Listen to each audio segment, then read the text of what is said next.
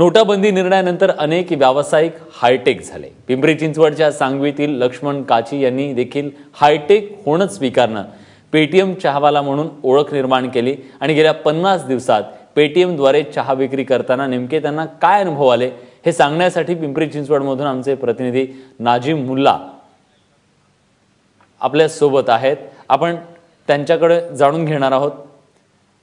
Nazim, पिंपरीतल्या Paytm चहावाल्याचा व्यवसाय कसा चालतोय, सध्या त्यांना प्रोत्साहन कसं मिळतंय?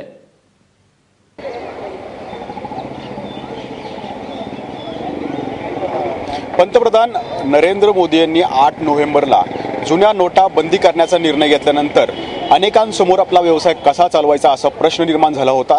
तेव्हा पिंपरी चिंचवडच्या सांगवीमधील याच लक्ष्मण काची चहावाल्यांनी पेटीएमचा पर्याय अवलंबला आणि ते या ठिकाणी हायटेक झाले। त्यामुळं या परिसरात ते पेटीएम चायवाले म्हणून ओळखीला आले होते।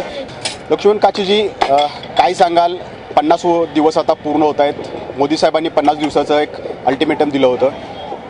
आता काय बदल आहे? सिस्टीम चांगली आहे ही सर्व। हायटेक व्हायलाच हवं आहे, ॲक्च्युली डिजिटल व्हायला हवं आहे। पण थोडा प्रॉब्लेम येतो आहे की बाबा पेटीएममधनं आपण मिनिमम फक्त 20,000 रुपये अपलोड करू शकतो बँकेमध्ये। त्यानंतर मग मालवाल्यांना पैसे द्यायचा प्रॉब्लेम होतो थोडा, कारण की भरपूर जण पेटीएमच करतात।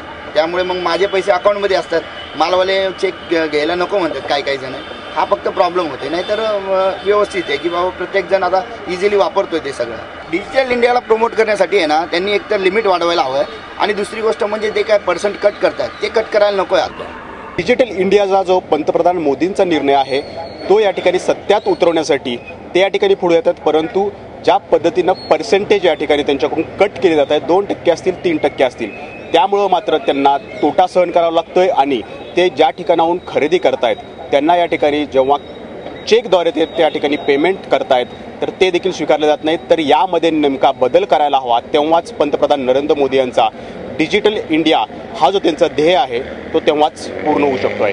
धन्यवाद नाजिम, तुम्ही दिलेल्या सगळ्या सविस्तर माहितीबद्दल। तेव्हा सर्वसामान्य लोक देखील या सगळ्याचा वापर करतायत, हायटेक होत आहेत, चांगली गोष्ट आहे।